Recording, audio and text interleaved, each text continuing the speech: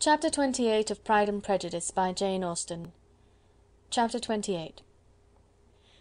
Every object in the next day's journey was new and interesting to Elizabeth, and her spirits were in a state of enjoyment, for she had seen her sister looking so well as to banish all fear for her health, and the prospect of her northern tour was a constant source of delight. When they left the high road for the lane to Hunsford, every eye was in search of the parsonage, and every turning expected to bring it in view. The palings of Rosings Park was their boundary on one side. Elizabeth smiled at the recollection of all that she had heard of its inhabitants. At length the parsonage was discernible.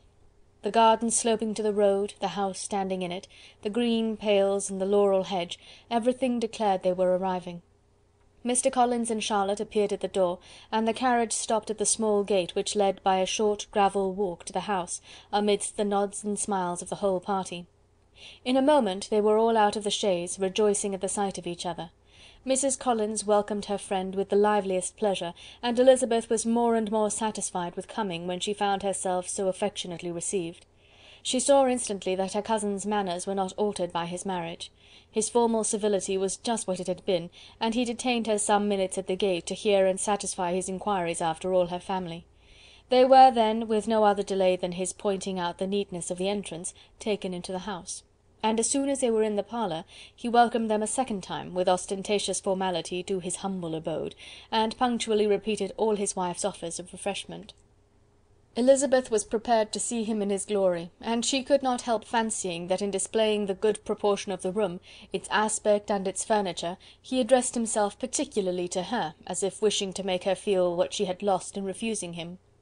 But though everything seemed neat and comfortable, she was not able to gratify him by any sigh of repentance, and rather looked with wonder at her friend that she could have so cheerful an air with such a companion. When Mr. Collins said anything of which his wife might reasonably be ashamed, which certainly was not unseldom, she involuntarily turned her eye on Charlotte. Once or twice she could discern a faint blush, but in general Charlotte wisely did not hear. After sitting long enough to admire every article of furniture in the room, from the sideboard to the fender, to give an account of their journey and of all that had happened in London, Mr. Collins invited them to take a stroll in the garden, which was large and well laid out, and to the cultivation of which he attended himself. To work in this garden was one of his most respectable pleasures, and Elizabeth admired the command of countenance with which Charlotte talked of the healthfulness of the exercise, and owned she encouraged it as much as possible. Here, leading the way through every walk and cross-walk, and scarcely allowing them an interval to utter the praises he asked for, every view was pointed out with a minuteness which left beauty entirely behind. He could number the fields in every direction, and could tell how many trees there were in the most distant clump. But of all the views which his garden, or which the country or kingdom could boast, none were to be compared with the prospect of Rosings, afforded by an opening in the trees that bordered the park nearly opposite the front of his house. It was a handsome modern building, well situated on rising ground. From his garden Mr. Collins would have led them round his 2 meadows, but the ladies, not having shoes to encounter the remains of a white frost, turned back, and while Sir William accompanied him, Charlotte took her sister and friend over the house, extremely well pleased probably to have the opportunity of showing it without her husband's help. It was rather small, but well built and convenient, and everything was fitted up and arranged with a neatness and consistency of which Elizabeth gave Charlotte all the credit.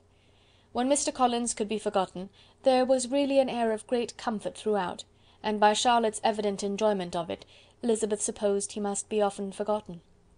She had already learnt that Lady Catherine was still in the country.